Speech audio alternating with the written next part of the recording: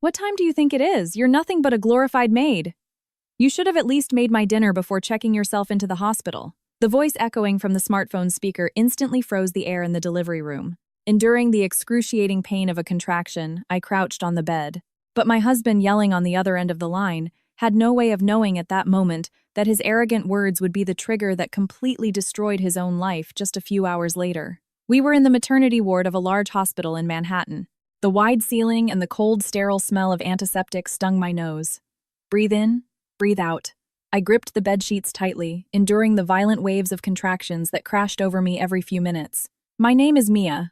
I am 30 years old. Inside my swollen belly, a new life was just about ready to cry out and enter this world. The clock on the wall had just passed 7:00 p.m.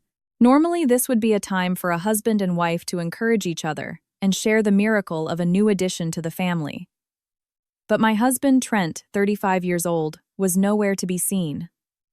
Ah, it hurts. A pain so intense it felt like my pelvis was shattering forced a silent scream from my throat. Cold sweat soaked my skin, making it hard to even regulate my breathing. In the midst of this absolute limit, the only thing that crossed my mind was the cold, callous sight of my husband's back as he walked out the door of our luxury condo that morning. Hey, where are my dry-cleaned shirts? Are you still not done ironing my backups?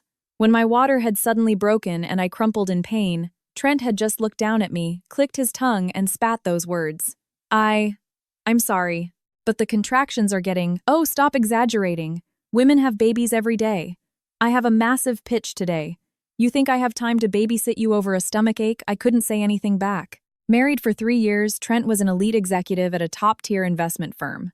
As the days passed, his emotionally abusive behavior had only escalated. Who do you think puts food on this table? You just stay home and do the chores. Like a good little maid. That was his favorite thing to say to me.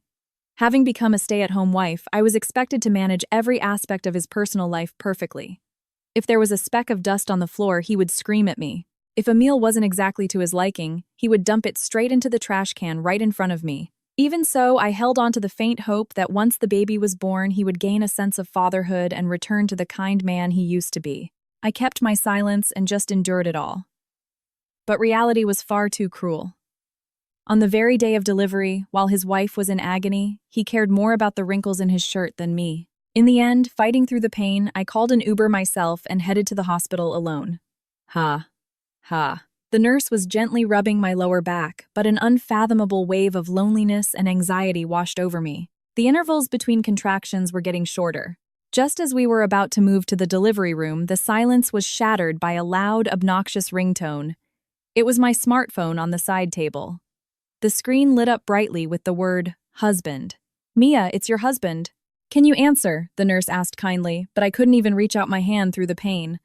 I can't. I can't even speak right now. Just then, the door to the room burst open with a loud bang, and an older man rushed in. Panting with large beads of sweat on his forehead, it was my father, George. He was 65. He had driven for hours from upstate New York to be by my side. Mia, you're doing great, sweetheart. It's okay. Dad is here. Just as my father rushed to my side and tried to take my hand, the phone rang loudly again. Ring, ring, ring. Looking at the screen, my father frowned deeply. Trent, at a time like this. Unbelievable. Mia, I'll answer it. You just focus on your breathing. Saying that, my father picked up my phone and pressed the answer button. Before he could even bring it to his ear, Trent's eardrum-shattering yell blasted through the speaker. What time do you think it is? The sheer unreasonableness and violence in that voice made my father stop dead in his tracks. The nurse gasped in shock. Trent, firmly believing he was speaking to me, hurled even worse words. I just walked in the door. Why isn't dinner on the table? You're nothing but a glorified maid, and you can't even do your one job right. Stop faking the pain to slack off and get your ass home and cook. A husband venting his anger over his missing dinner, while his wife is literally risking her life to give birth. The moment he heard those words, a terrifying aura of pure, icy rage radiated from my father's back. Usually my dad was a mild-mannered man, the kind of gentle father who had cried buckets of tears at my wedding. But the look in his eyes right now was sharper and colder than anything I had ever seen. He slowly brought the phone to his mouth and spoke in a low, rumbling voice. You've got a lot of nerve, boy. I could hear the sound of Trent gasping on the other end of the line. My father was trembling with a quiet fury. The atmosphere in the room was so unnervingly tense that for a split second I almost forgot the pain of my contractions. The gears of fate for me and my husband were about to drastically derail. Mr. Miller, why are you there? Trent's voice from the phone cracked, clearly shaken. It was a pathetic reaction. Hard to believe it came from the same arrogant man who had just been screaming and calling his wife a maid. But my father George's anger was not something that could be easily quelled. Why am I here? My daughter is putting her life on the line to give birth. It's common sense for a parent to be here. More importantly, Trent, what exactly did you mean by what you just said? My father's low, piercing voice echoed in the room. I lay there, enduring the waves of contractions, listening desperately to the exchange. Part of me wanted to say, Dad, it's okay, don't fight for my sake, while another part complexly wished, tell him off, give him hell. After a few seconds of silence, Trent let out a dry, forced laugh, trying to regain his composure. Oh, haha. It was just a little joke, sir. Mia's been getting a bit lazy lately, so I have to be strict with her or she slacks off on the housework. It's just training, discipline. Discipline. The word pierced my chest like a knife. To Trent, I wasn't a beloved wife. I was just a poorly performing subordinate, a tool meant to serve him. When we first got married, Trent was the Wall Street elite that everyone envied. He graduated from an Ivy League school and worked aggressively at a massive consulting firm. At first, he was sweet, smart, and charming. Even my parents were thrilled, saying he was almost too good for me. But it only took a few months after we signed the marriage license for him to show his true colors. It started with small complaints about how I cleaned. Gradually, it turned into character assassination. You have no real-world experience. You need to realize you're being a parasite on my income. Before I knew it, I had become a shadow living every day, walking on eggshells around him. A joke. You call my daughter a maid and tell her to come back and cook, and you think that passes as a joke. My father's voice grew louder. My dad was old school, a bit clumsy with words but possessing a strong sense of justice. He valued family above all else. For a man like him, Trent's remarks were absolutely unforgivable. Look, let's be real, Mr. Miller. Women back in the day used to give birth in the fields between harvesting crops. Mia is just being dramatic. Besides, I have a massive $100 million presentation tomorrow. Are you saying I should pull an all-nighter holding her hand and ruin my performance at work? That would be irresponsible. There was not a shred of remorse in Trent's voice. If anything, he was proudly flaunting how valuable his job was, looking down on my father, who he viewed as an uneducated blue-collar worker, as someone too low-level to understand. Trent, are you being serious right now? Dead serious. I'm not from your outdated generation, sir. I'm highly rational. Mia's one job is to support me so I can deliver peak performance. That's her way of paying me back for the expensive lifestyle I provide. At that moment, the shock and sorrow were so overwhelming that a sob escaped my lips. Trent, is that really all I am to you? I managed to croak out. The reply from the speaker was freezing cold. Mia, you listening? Look, just shut up and do your job supporting me. Running to your daddy to tattle on me just proves how low class you are. That's exactly why your father is stuck running a pathetic little construction crew and will never amount to anything. What did you just say? My father's hand was shaking with rage. Trent wasn't just insulting me. He was insulting my father. My dad runs a small local general contracting business upstate. He's a self-made tradesman who worked his way up from the bottom. From the perspective of a slick Manhattan corporate elite like Trent, he might seem like an unrefined, insignificant existence. But to me, he is the proudest, greatest father in the world. Listen, Mr. Miller. I've got a networking dinner with clients to get to. I'll just buy a stakeout. Mia, hurry up and pop the kid out and get your ass discharged by tomorrow morning. My laundry is piling up. Throwing those final words like garbage, Trent hung up. The sterile electronic beep of the disconnected call echoed hollowly in the room. The nurse was too stunned to speak, just continuing to silently rub my back. I'm so sorry, Dad. I couldn't tell you I was being spoken to like this. The tears wouldn't stop falling. The despair tearing my heart apart was worse than the labor pains. The family I had so desperately wanted to build was nothing but a house of cards. My father quietly placed my phone on the table. The expression on his face had completely transformed from his previous explosive anger. He was now as eerily calm as the bottom of a deep ocean. Mia, it's okay. You don't have to endure anything anymore. His words made me feel saved, yet simultaneously gave me a strange, chilling sensation that something terrifying was about to begin. My father slowly pulled a different smartphone out of his jacket pocket. He seems to think I'm just a useless, washed-up tradesman. I think it's time I taught him a lesson. The person my father called was someone connected to a side of him that even I knew nothing about. Yeah, it's me. Move the schedule up on that matter. The target is Trent. The chilling command that left my father's lips. Who exactly was my father? And what was he going to do to Trent? Swallowed by a violent wave of contractions, I was certain of one thing: the countdown to Trent's total destruction had just begun. Yeah, it's me. Move the schedule up. The target is Trent. My father's quiet voice, laced with an unfathomable menace, made me gasp even through the pain. Dad, who are you talking to? I managed to squeeze out my face, contorted in agony. But my father immediately returned to his usual gentle smile. Don't worry about it, sweetheart. Just asked an old buddy to run a background check. He gently stroked my hair. His hand was warm with the thick, calloused roughness unique to a tradesman who had spent decades on construction sites. Another fierce pain assaulted me. It was almost time to be moved to the delivery room. All I could do was grip the sheets and endure. I couldn't even form words anymore. I was facing the greatest physical pain of my life all alone. And right at that moment, ring, ring, ring, that merciless ringtone echoed through the room again. The screen displayed husband. He was the one who had hung up on us. My father immediately snatched the phone and pressed the answer button in silence, leaving it on speaker. Mia, where the hell is my silver tie clip? What came through the speaker wasn't a word of concern for his wife's health nor an apology.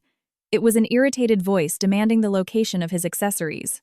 I told you it's my lucky clip for tomorrow's pitch. I can't find it because you didn't organize my drawers right.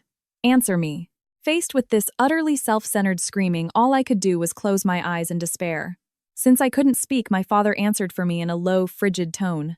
Trent, are you seriously calling to ask about a tie clip while your wife is risking her life enduring labor pains? Trent clicked his tongue loudly on the other end. What is it, the old man again? Put Mia on the phone. You're useless to me. I told you she can't come to the phone. She's in no condition to speak. So dramatic. It's just a stomach ache. My tie clip is infinitely more important right now. Trent's voice was dripping with obvious mockery. I guess a bottom-feeding paycheck-to-paycheck day laborer like you wouldn't understand, Pops. For elite corporate players like us, our appearance is our lifeblood. We're talking about hundreds of millions of dollars moving tomorrow. Mia's one and only job is to support me flawlessly. The fact that she can't even do that proves she's a completely incompetent woman. Incompetent, you say? Yeah. A glorified maid who's just dead weight. Guess it's a reflection of how poorly you raised her. Oh, well, she was born to parents with no education or class, so I guess it can't be helped. It was the ultimate insult. He was treating not only me but the father who had worked his hands to the bone to raise me like absolute garbage. Tears of absolute frustration streamed down my face. I wanted to yell back. Don't you dare make fun of my father, but due to the intense pain and extreme stress, my throat could only produce a raspy, wheezing sound. I could only cry and remain silent. But my father didn't explode. Unlike earlier, he didn't yell back. He just asked a question with a coldness that felt like treading on thin ice. An elite corporate player, huh? You're right, I'm just a humble guy running a small contracting firm. Glad you finally get it. So put her on, but Trent. What would you do if the very foundation of your elite status was already crumbling beneath your feet? What kind of nonsense are you talking about? Trent snorted, laughing derisively. The pitch you mentioned, putting your career on the line for tomorrow. The Apex Coastal Resort Development Project, wasn't it? The moment those words left my father's mouth, I could feel the atmosphere on the other end of the line freeze solid. I could clearly hear the sound of Trent sharply drawing in his breath over the speaker. How? How do you know the name of that highly classified project? Trent stammered. I never discussed the specifics of my work with Mia. Well, you know how it is. Us bottom-feeding laborers hear all sorts of rumors. Like the rumor that the point man for that project has been putting some seriously disgusting illegal pressure on the subcontractors. Trent's arrogance vanished in an instant.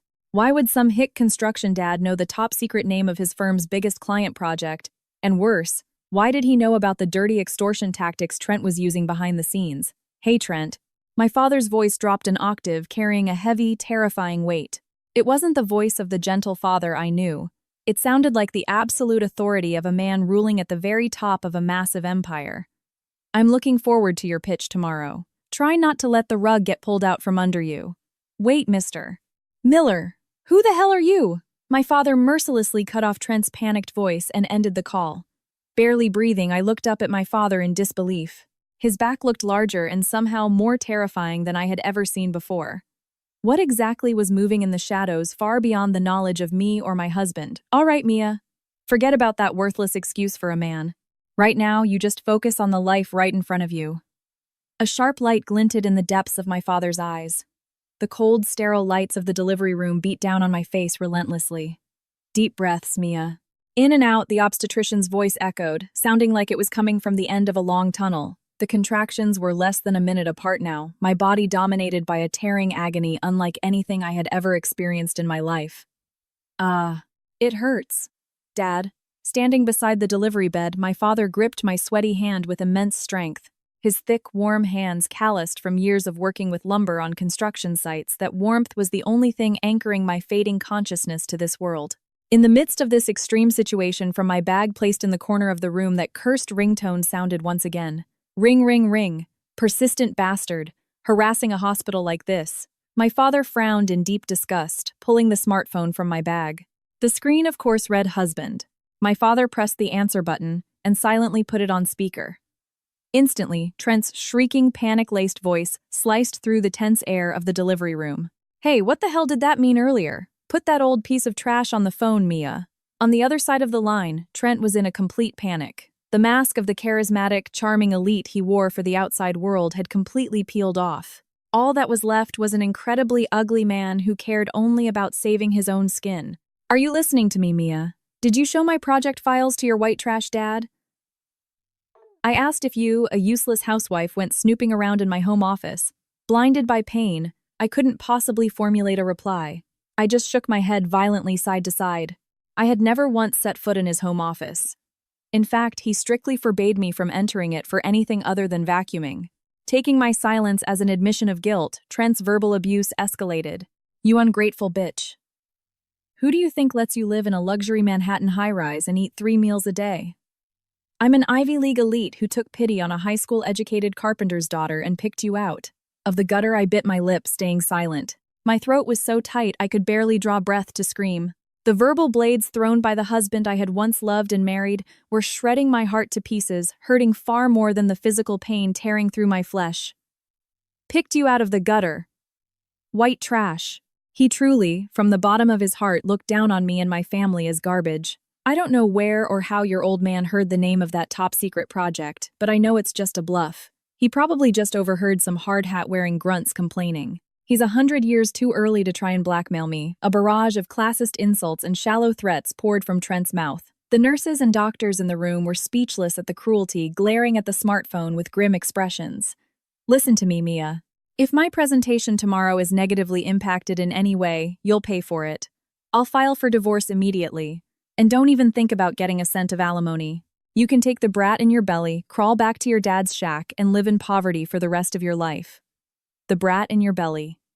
That was what he called our precious child. In that moment, something inside my heart snapped and completely crumbled away.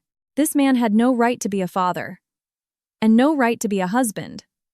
Is that all you have to say? Gripping my trembling hand, my father, George, spoke in a voice as cold as ice. Oh, you're still listening, old man, listen up.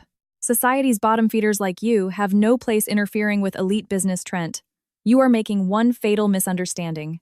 My father cut off Trent's shouting with a quiet yet absolute sense of intimidation. You think I heard rumors from a subcontractor? No. Wrong. What?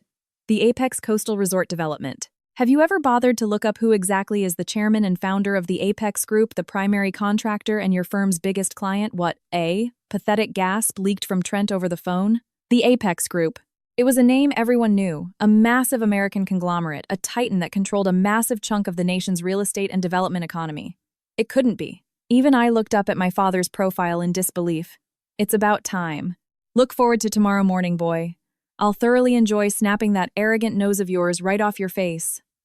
My father ended the call for the second time, and this time he powered my smartphone down completely. The delivery room regained its silence. All right, Mia. The time has come. I've shut out the noise. Give me a healthy grandchild. Simultaneously, with my father's words, the greatest contraction yet assaulted my body. Nin. I summoned every ounce of strength I had, focusing entirely on the battle to bring a new life into the world. And as the long night finally broke, the morning of judgment, where everything would be overturned, was rapidly approaching. The hands of the clock passed 7:00 a.m. The seemingly endless night gave way to dawn, and pale morning light filtered through the small window of the delivery room. But to me, that light didn't feel like a sign of hope. Ha. Ha. Over 10 hours had passed since the labor pains began. My stamina had long since breached its limit, my consciousness hazy as if covered by a thin film. The waves of pain were growing more intense, yet my dilation was barely progressing. My face was a mess of sweat and tears, twisted in agony as I just kept panting heavily. I didn't even have the energy left to cry out or scream curses at my husband. "Mia, stay with us. The baby's heart rate is dropping a bit." "We're putting an oxygen mask on you," the nurse called out urgently, pressing a cold plastic mask to my face. "Baby, I'm sorry. Mommy doesn't have much strength left." As my consciousness faded, I desperately spoke to my child in my mind. My father, George, had been called out of the room by the concerned doctor to discuss the next steps, leaving me alone with the overwhelming pain and isolation. It was exactly at that moment. "Mia, I am so sorry, but..." A young receptionist rushed into the room looking frantic. She was clutching a cordless hospital phone.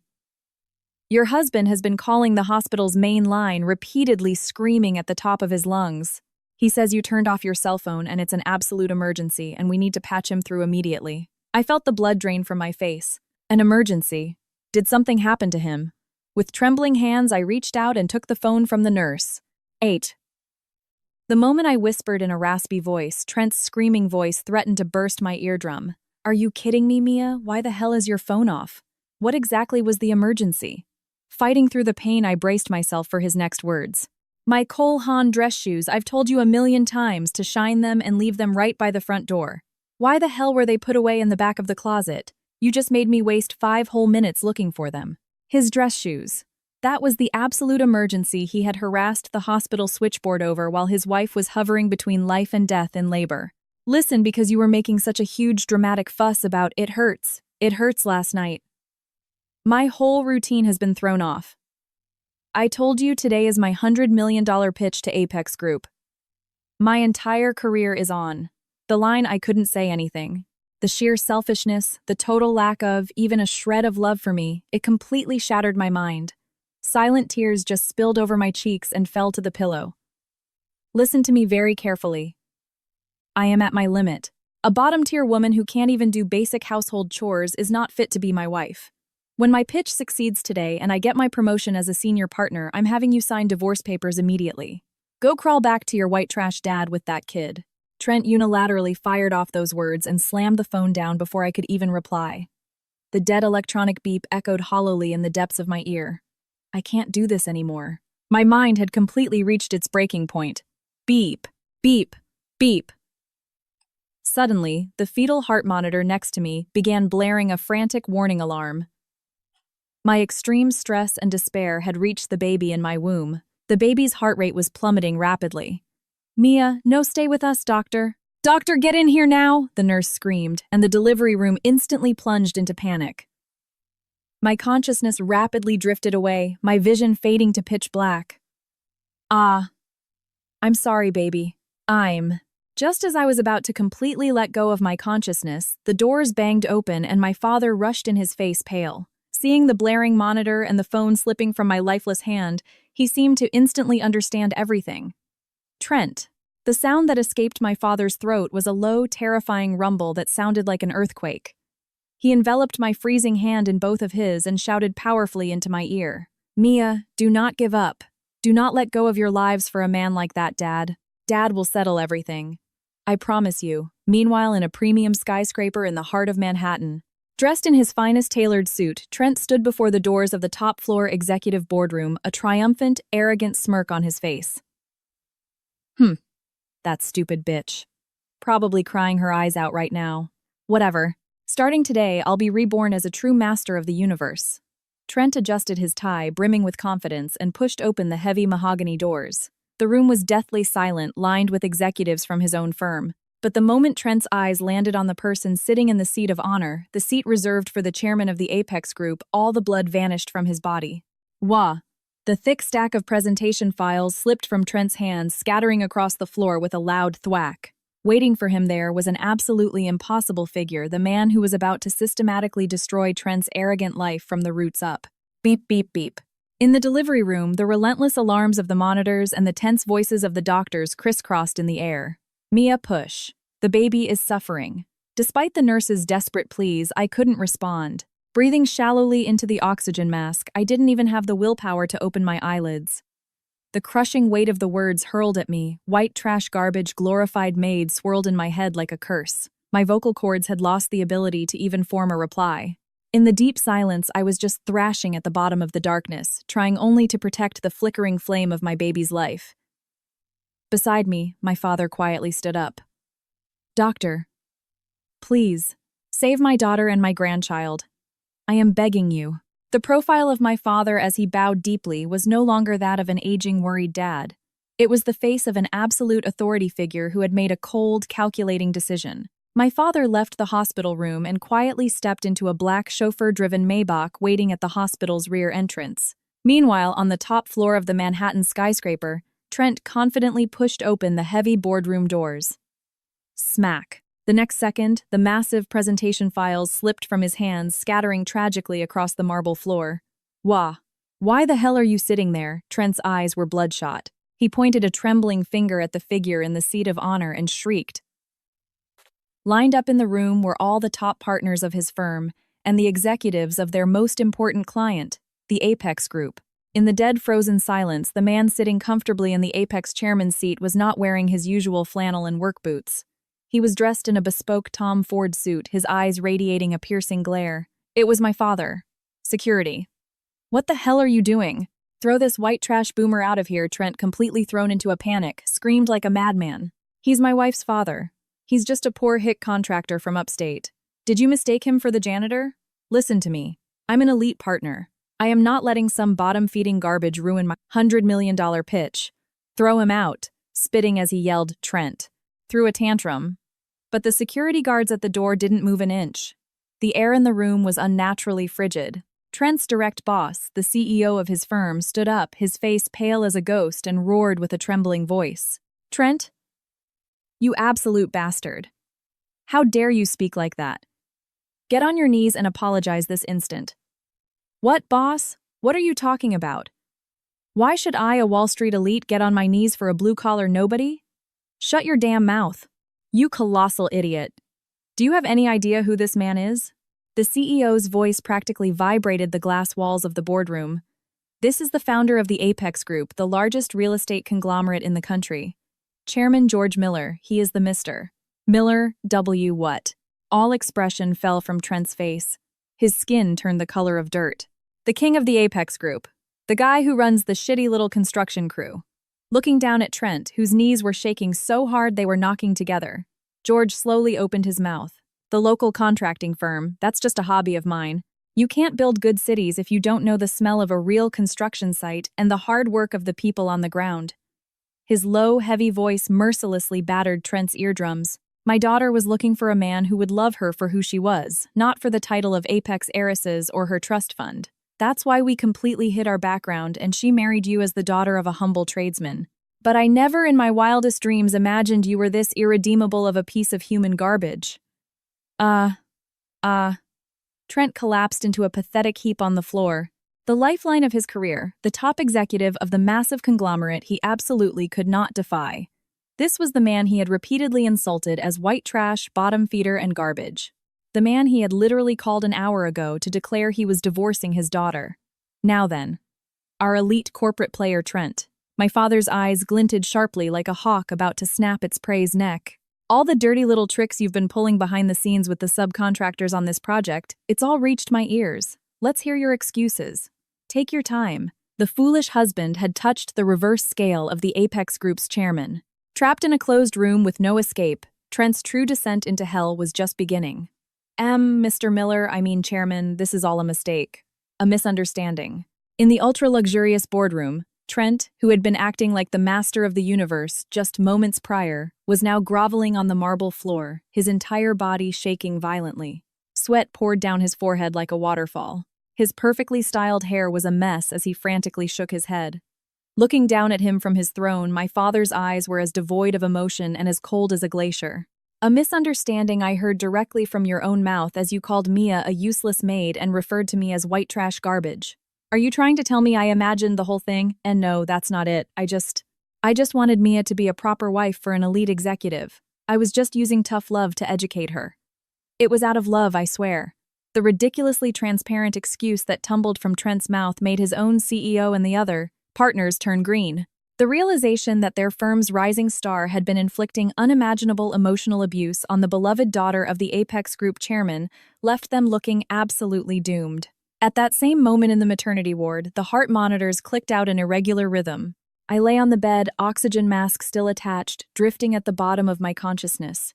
Mia, open your eyes. The nurse patted my cheek desperately, calling out to me. But my body felt like lead.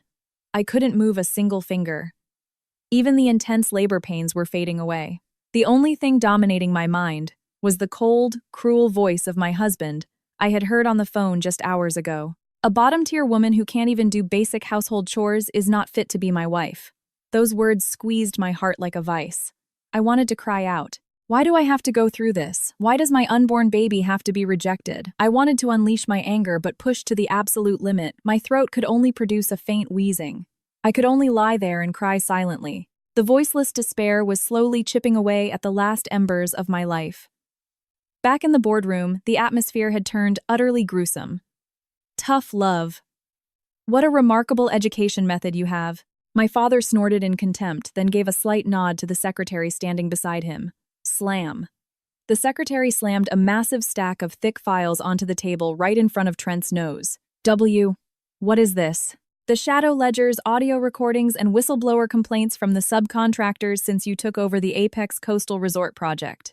The moment Trent heard that the last drop of color vanished from his face, he opened and closed his mouth like a suffocating fish, his eyes locked onto the files. It seems our elite executive here has been doing some very impressive work. My father's voice dropped, carrying a pressure that shook the entire room. Threatening local construction firms, demanding they wire consulting fees into your personal offshore accounts if they want Apex contracts. And if a project is delayed even slightly, you force them into illegal overtime, telling them, uneducated blue-collar grunts exist only to follow the orders of elites like me. Does that sound familiar? That's a lie. Trent suddenly shrieked like a madman. It was the unseemly panic of a cornered rat. Those guys are incompetent. They're uneducated, bottom-feeding trash. If I didn't micromanage them, they couldn't get a single job done right. It's just like Mia. She's a useless woman who can't even iron a shirt properly, so I had to strictly manage her. Why am I being treated like the bad guy here? Trying to justify himself, Trent spewed more hideous insults, equating his wife with the hard-working tradesman looking down on all of them. Seeing this, Trent's CEO finally snapped. You arrogant son of a bitch, you're still running your mouth. Not only did you drag our firm's name through the mud, you aimed that abuse at the chairman's daughter. Just as the CEO lunged forward to grab Trent by the collar, my father calmly raised a hand to stop him. Looking down coldly at Trent, who was still trembling on the floor, he spoke. Since you insist on calling them incompetent bottom feeders, why don't we hear directly from the people you're talking about? Huh? Trent let out a stupid sound. My father snapped his fingers. The heavy boardroom doors slowly opened. The people who appeared were the absolute last individuals Trent or anyone else in that room expected to see. You guys, why the hell are you here? Trent's face warped in sheer terror. Standing in the doorway, providing a stark contrast to the tailored suits of the executives, were several men in rugged work boots and high-vis construction vests. They were the very tradesmen from the local subcontracting firm that Trent had looked down upon and forced into brutal labor conditions. Standing at the front was Stan, a burly, sun-baked man with deep wrinkles etched into his face. Stan scanned the room and let out a booming laugh. Well, Mr. Elite. Never thought I'd see you in a fancy room like this. Hearing that voice, the hideous arrogance returned to Trent's face. Bypassing fear, his anger at having his territory invaded by elements he deemed inferior, exploded. Are you kidding me? Why the hell are construction grunts on the top floor of Apex Holdings? Where is security? This is a sacred sanctuary for the chosen elite. It's not a place for filthy hardhats. Trent scrambled to his feet, spitting as he screamed. You high school dropout trash should just be happy drinking muddy water and doing exactly what I tell you. Boss, it's them. These are the guys spinning a web of lies to frame me. Trent clung to his CEO. But the CEO looked at him like he was a diseased rat, and violently shoved him away. At that exact moment, in the quiet maternity ward, beep, beep, beep. The irregular sounds of the heart monitor echoed. My consciousness was sinking to the bottom of the ocean. I'm at my limit. It hurts. I can't breathe. Mia, keep fighting. The baby is in distress. Push. The nurse screamed desperately, but no sound came from my throat. The words my husband had thrown at me, a bottom-tier woman who can't do basic chores worse than a maid, dead weight bound my heart and body like iron chains. Utterly stripped of my dignity, I had fallen silent in deep despair. I didn't have the energy to fight back or even to curse my fate. But in my fading consciousness, the last words my father had said before leaving the hospital flickered like a tiny light in the dark. Dad will settle everything. I promise you. Dad. Unconsciously, my hand weakly squeezed the bedsheet. In that voiceless silence, I was fighting desperately to ignite the last flame of my life to protect my child. Meanwhile, back in the boardroom, a web of lies, huh? Still running that mouth of yours. Stan the foreman sighed in exasperation and casually tossed a small digital voice recorder onto the mahogany table. With a click, the play button was pressed. Instantly, Trent's arrogant voice echoed through the silent boardroom. Listen to me, you blue-collar monkeys.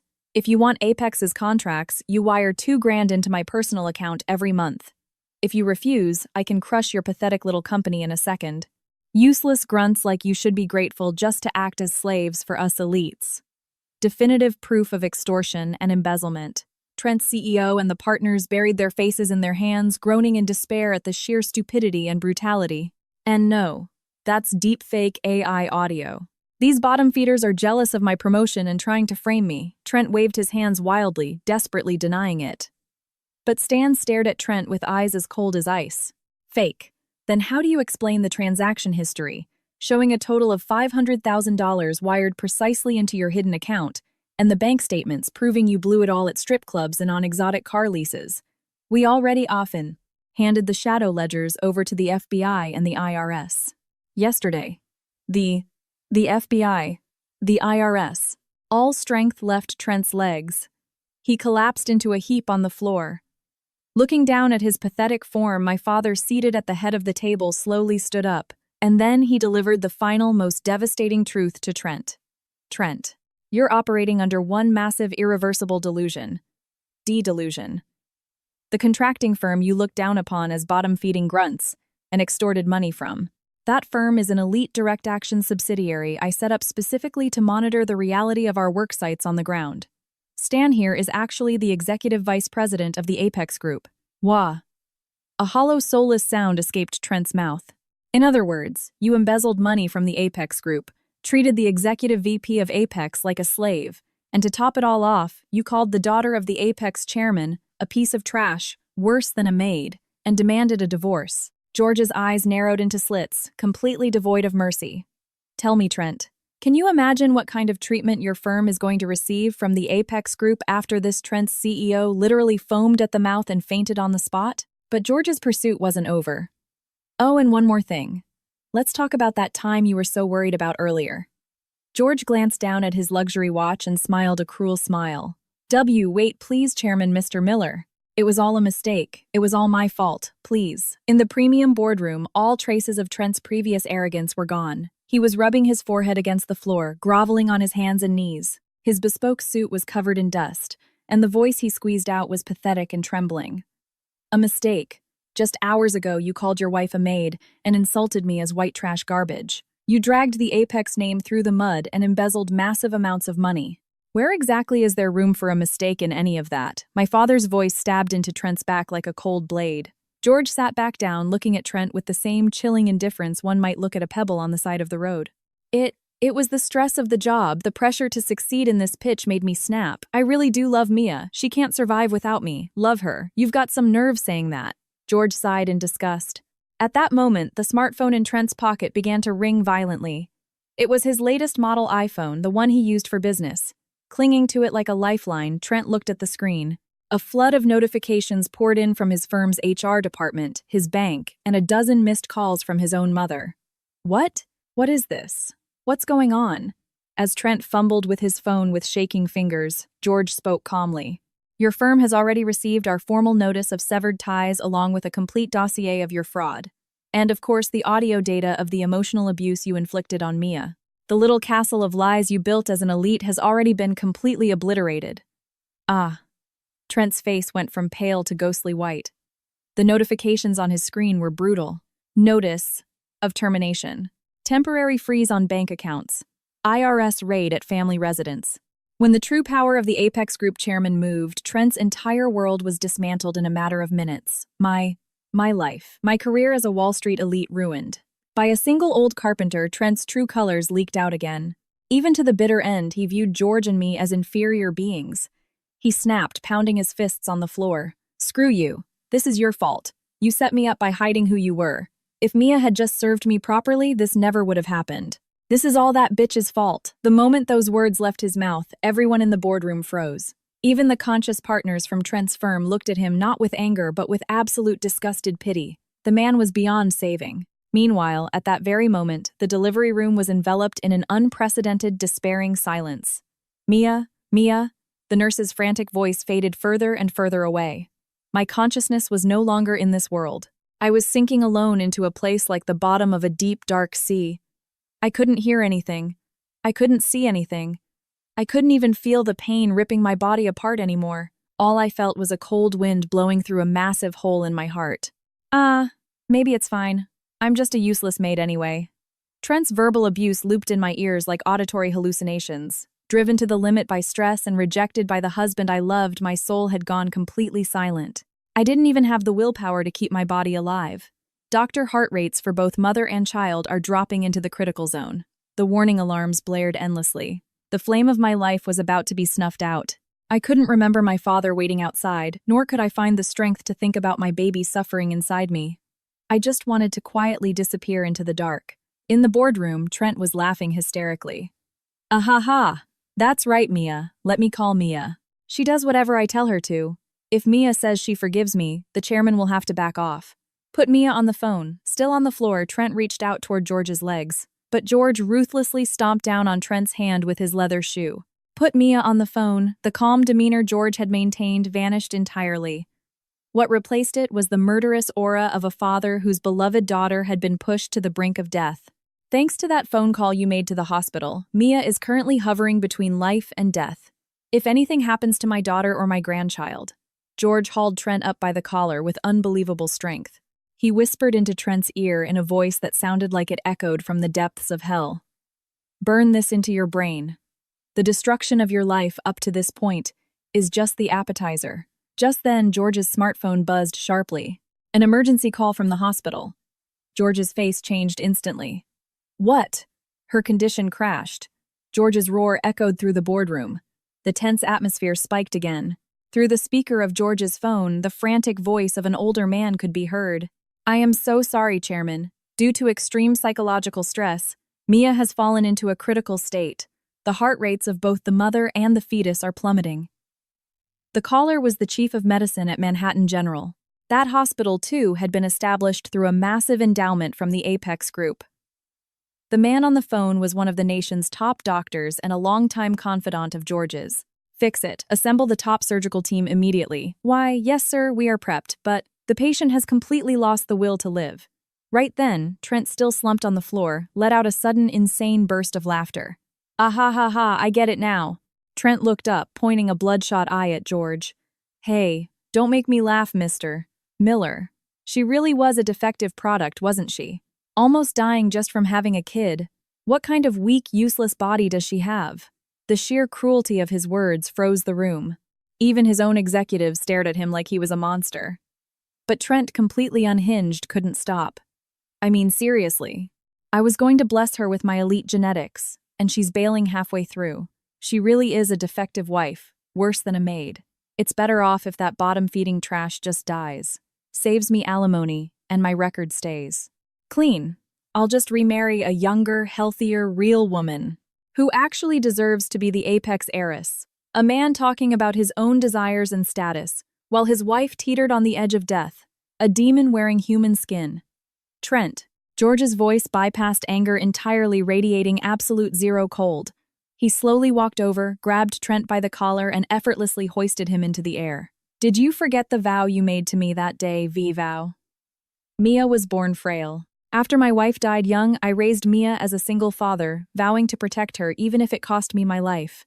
The flames of relentless fury burned in George's eyes. When you came to ask for her hand 3 years ago, I told you everything. I told you she was frail. I asked if you were prepared to protect her no matter what.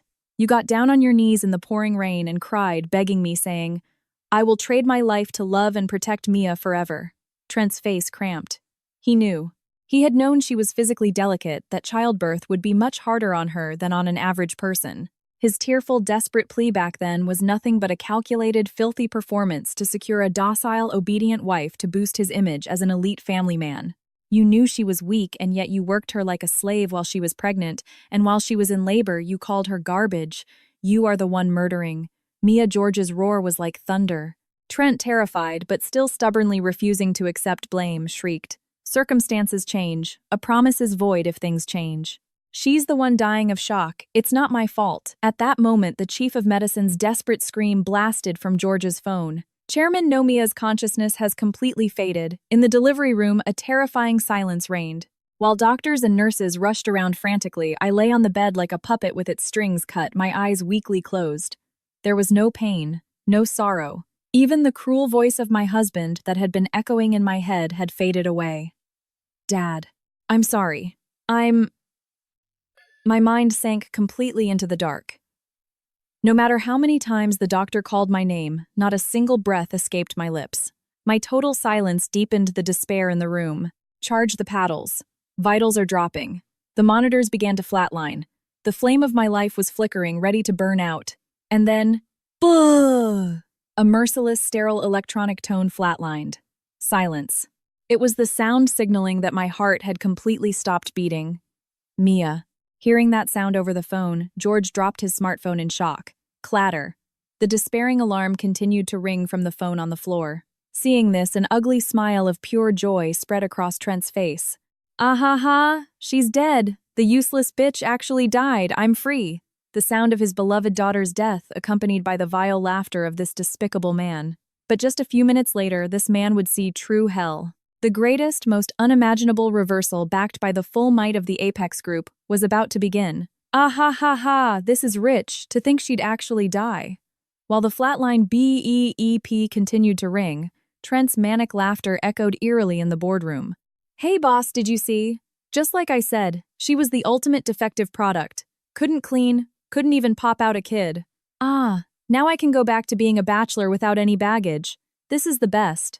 Trent's face was flushed with joy as he slammed his hands against the marble floor, cackling wildly. His wife and child might have just died, but the only thing in this man's head was his own self-preservation and pathetic pride. "Oh, Mr. Miller, or should I say, Mr. Chairman, it's a shame your daughter was defective. But hey, this means we can settle this without any messy divorce paperwork or splitting assets. We both got lucky. I'll go find a real healthy woman who's actually fit for an elite like me." The sheer breathtaking cruelty of his words made his own executives physically nauseous. They covered their mouths and looked away. In the center of the room, George stood perfectly still, staring at the dropped phone. His shoulders were shaking slightly. "Oh, are you crying, old man? I get you're sad your kid died, but it's karma. It's divine punishment for trying to deceive a Wall Street elite." Trent pointed triumphantly at George. Right at that moment, clear shocking, the doctor's urgent roar erupted from the speaker of the dropped phone. Thump. The heavy, blunt sound of a defibrillator discharging came through the line. They were desperately attempting to restart a stopped heart. But the monitor continued its despairing flatline. "Dad. Dad." At the bottom of the deep darkness, my consciousness was completely detached from the world. No light, no sound. Perfect silence was wrapping gently around my soul. No one would call me trash anymore. I wouldn't have to endure pain anymore. How easy it would be to just sleep like this forever. But as I was sinking into the abyss, I felt someone grip my hand, tightly. "Mia, come back, the chairman. Your father is waiting for you," the chief of medicine's soul-shattering scream. Trent, who had been at the peak of his euphoria, saw his smile twitch and freeze. The flat electronic tones suddenly began to hammer out a powerful rhythmic beat. Beep, beep, beep. Heartbeat returning, pulses back, the mother has stabilized, and the very next second, shattering the heavy air of the boardroom completely, an incredibly loud, powerful cry of life burst from the speaker. Wah, wah. It was undeniably the cry of a newborn baby.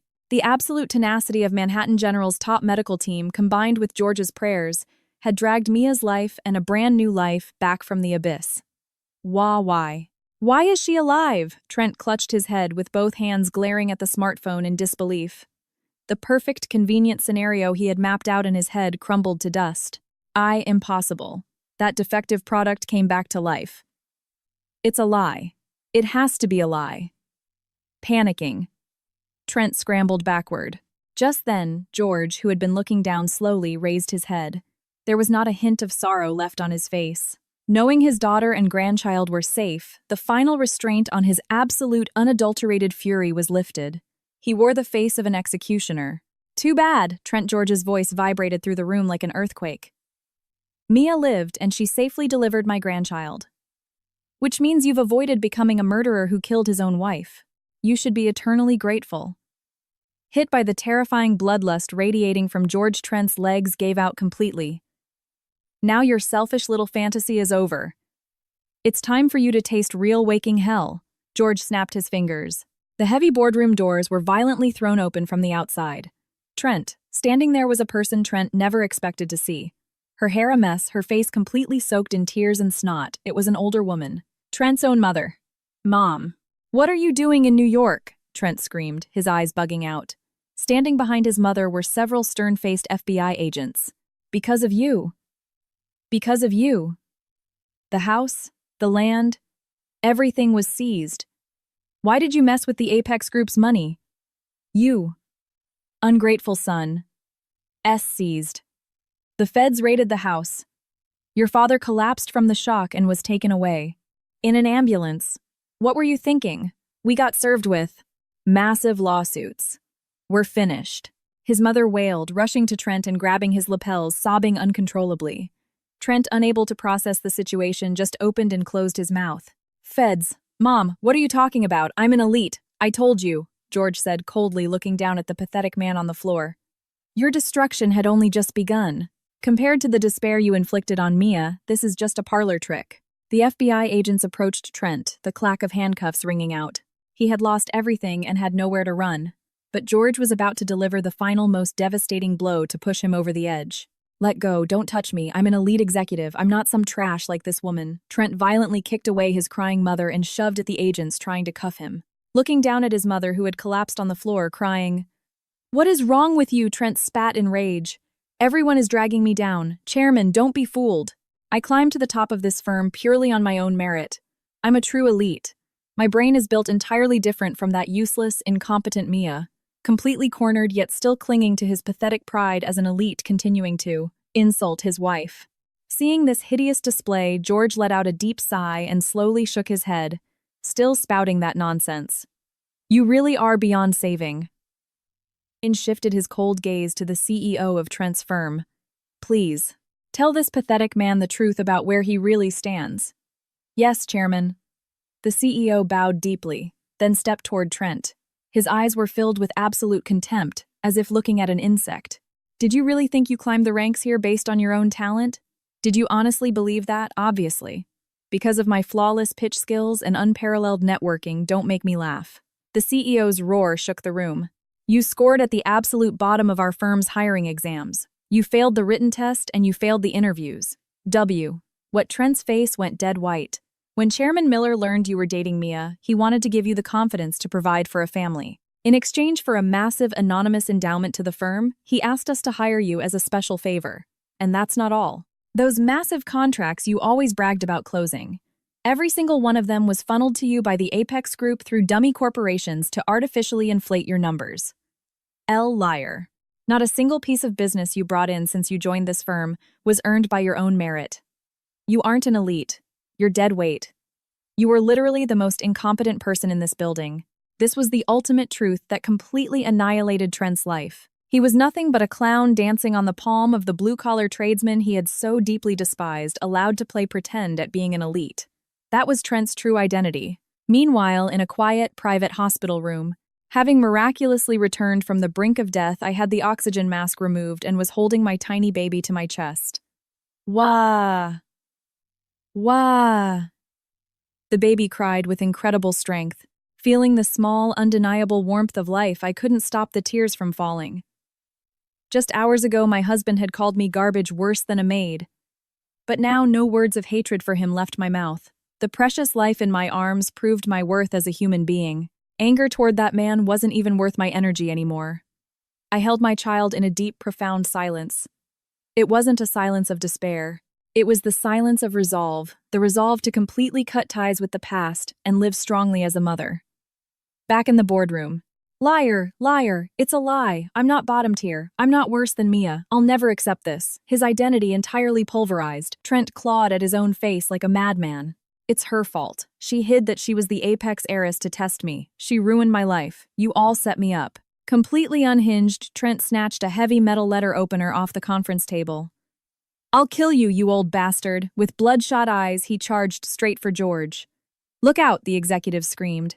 But just before the blade could reach George, you never learn, do you? Wham. A devastating roundhouse kick exploded into Trent's face. His body flew backwards like a rag doll, skidding several feet across the floor. The letter opener clattered uselessly against the wall. Don't you dare point your filthy hands at our chairman. Looking down coldly at the bleeding, groveling Trent, the man who had stood as George's shield was someone completely unexpected. But it was someone Trent could never defy. Kevin, why the hell are you here? The young man who had executed the flawless kick to protect George was Kevin, the 22-year-old useless temp worker from Trent's department, the kid Trent constantly ordered, around to make coffee and do copies. Panicking, spitting blood from his split lip, Trent shrieked, "Are you kidding me? You're a high school-educated temp who can't even use Excel. Did you suck up to the chairman too? You think you can lay hands on an elite like me and get away with it?" Trent's insults only grew more. Hysterical. Bottom-feeding trash like you should be licking my shoes. A loser who belongs with my useless wife has no right to defy me. Hearing this, Kevin sighed in exasperation and took off his cheap, thick-rimmed glasses. He brushed his hair back and the timid, clumsy demeanor vanished entirely. He transformed into the sharp, polished image of a true top-tier professional. You really are a shallow man, Trent. Or should I say, suspect Trent. Kevin's fluent, icy tone made Trent's eyes bulge. A high school-educated temp. That was just a cover to keep you off guard. My actual title is Special Counsel for the Apex Group Legal Department and Chairman Miller's personal bodyguard. A lawyer bodyguard. On the chairman's orders, I infiltrated your department 6 months ago. I documented everything from up close, the evidence of your embezzlement, your workplace harassment, and most importantly, the evidence of your emotional abuse toward Mia. Because you constantly forced your grunt work on me while insulting me, it was incredibly easy to access the hidden data on your computer. The last ray of hope vanished from Trent's eyes. The person at the very bottom of the totem pole, the one he looked down on and used as a stress relief punching bag, was actually the ultimate watchdog holding the noose around his neck. It was a total, complete reversal. Trent's footing had completely collapsed into a bottomless pit. In the quiet hospital room, Mia, "It's Chairman Miller calling." George's secretary gently handed me a smartphone. From the screen, I could faintly hear the commotion in the boardroom. "Mia, can you hear me? It's all over. That man is being handed over to the FBI right now." My father's voice was gentle yet filled with unwavering resolve. And from behind him, I could hear Trent's pathetic begging voice.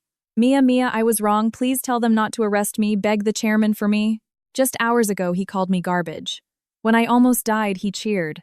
But the moment he was crushed by true power, he flipped completely and begged his wife for salvation. His shamelessness was so profound I felt nothing but pity. "Mia, do you have any last words you want to say to him?" the secretary asked considerately.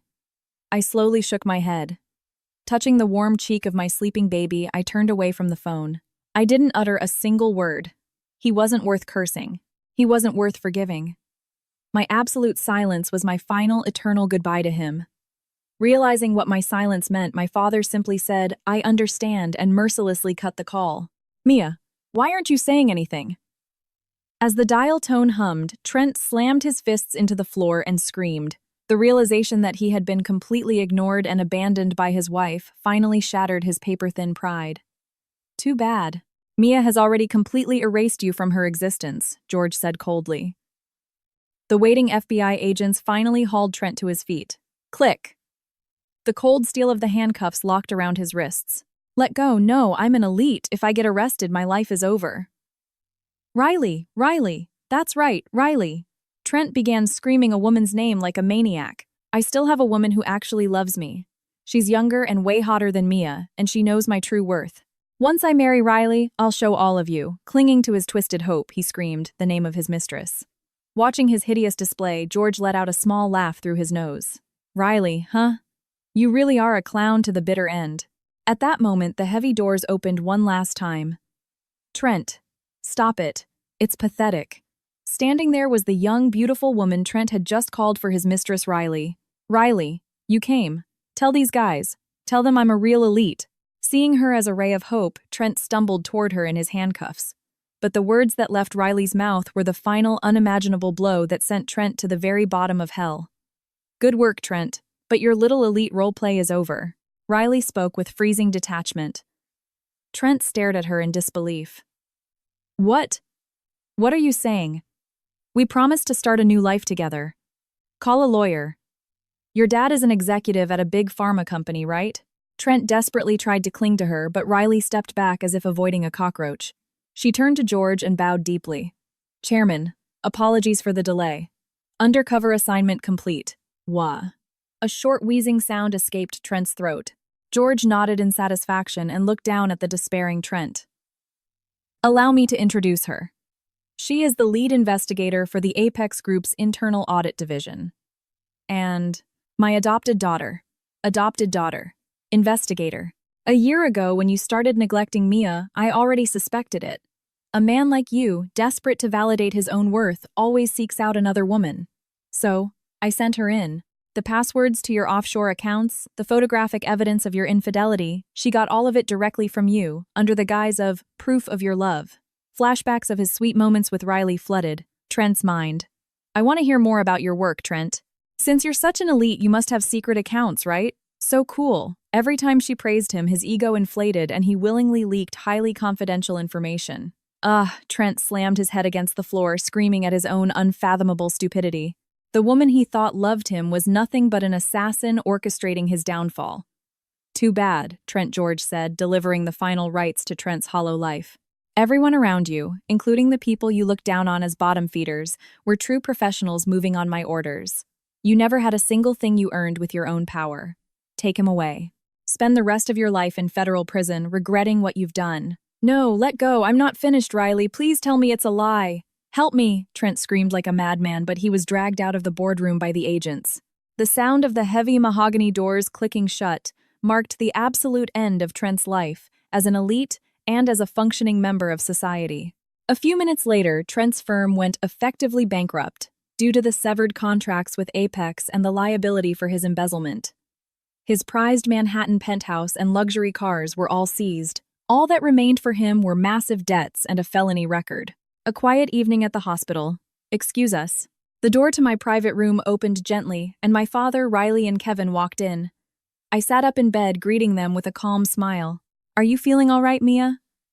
My father, whose expression had been like a demon's earlier, now wore the face of a gentle, almost tearful dad as he rushed to my side. Dad, thank you. I'm okay now. For the first time in this long battle, I spoke with a clear, steady voice. The protagonist's silence was finally broken. I'm so sorry, Mia. I wish we could have saved you sooner, Riley said, offering a heartfelt apology. It's okay. Because you were there, Riley, I was able to see exactly who that man really was. I'm grateful. I looked down at the baby, sleeping peacefully beside me. Not a millimeter of Trent existed in my heart anymore. My chest was filled only with hope for the new future about to begin. All right, Mia. The paperwork for your name change and the new birth certificate are ready. You never have to be tied to that man again. My father handed me the documents that guaranteed a new life for me and my child. I nodded strongly and hugged my new baby tight. Making it through the darkness, the true dawn of our happiness was just beginning. 3 months have passed since the stormy day of delivery. Outside the window, a clear blue sky stretched out and a soft, early summer breeze rustled the leaves of the trees. Kicking his arms and legs energetically in his crib is my beloved son Leo. My dad and I chose the name, hoping he would grow up brave and strong like a lion shining brightly like the sun. Just looking at his chubby cheeks and pure eyes makes the horrific memories of the past feel like a distant, fading dream. I don't live in a high-rise Manhattan condo anymore. I live upstate in a beautiful, warm, custom-built wooden home that my father George built with his own hands. There are no luxury designer goods to fake my status, and there is no tense silence from walking on eggshells around a husband. All that exists here is the smell of good food and peaceful laughter. I heard rumors about what happened to Trent. Facing federal charges for extortion, embezzlement, and massive civil suits, he literally lost everything. Stripped of his only identity, his status as an elite, he reportedly sits in his prison cell, refusing to admit his faults, muttering to himself that everyone set him up. His parents lost their home to pay off his debts, and his mother, who used to insult me alongside him, now lives a quiet, impoverished life in a tiny rental. But it has nothing to do with me anymore. The words he threw at me, white trash maid, no longer hurt my heart. Now they just sound like the pathetic screams of a sad man who could only judge people by their job titles and status. Mia, is Leo awake? Look, Grandpa made him a special rattle. Hearing footsteps on the stairs, my dad walked into the room. In his hand was a beautifully polished wooden rattle. When Leo grabbed it, it made a gentle, soothing clack-clack sound that warmed the heart. Thank you, Dad. Look, Leo, Grandpa made you a treasure. I picked Leo up and sat next to my father. My dad had hidden his true identity just to protect me. I always thought I was just the daughter of an ordinary contractor, but I realize now that what my father was truly proud of wasn't his title as chairman of the Apex Group. It was his tradesman's soul, his ability to build solid foundations and protect his family with his own calloused hands. Dad, I'm sorry I kept quiet for so long. About everything Trent was saying to me. I carried it all alone, and honestly, I was just so scared. I finally voiced the last lingering regret in my heart. Just like he did that day in the hospital, my father gently stroked my head with his warm hand. It's okay, Mia. You're just too kind-hearted. But remember this, there is no upper or lower class of people. There are only people who live with integrity, and people who succumb to their greed and step on others. That's the only difference. His words soaked deeply into my heart. You put your life on the line to bring Leo into this world. That is a far greater, more monumental achievement than any $100 million pitch or building any skyscraper. The man who called you a maid was just a fool who will never understand true value. Oh, Dad. Large tears spilled from my eyes. They weren't tears of sadness. They were tears of joy at having my existence and my life affirmed from the bottom of my heart. My silence in the past was a way to suppress myself. But from now on, my voice will be used to protect myself and my son and to express my love. All right, let's get dinner going. Kevin and Riley are driving up from the city today. They said they couldn't wait to see you and Leo. Haha, it's going to be loud tonight. I wiped my tears and stood up with a smile. Kevin and Riley have become precious friends who still come to visit us. What we gained wasn't a fake social status. It was the true wealth of genuine bonds of people who trust and help each other. Outside the window, the evening sky was beginning to glow orange. It was a completely different color from the despairing dawn I had seen in that delivery room. It was a beautiful color full of hope for tomorrow.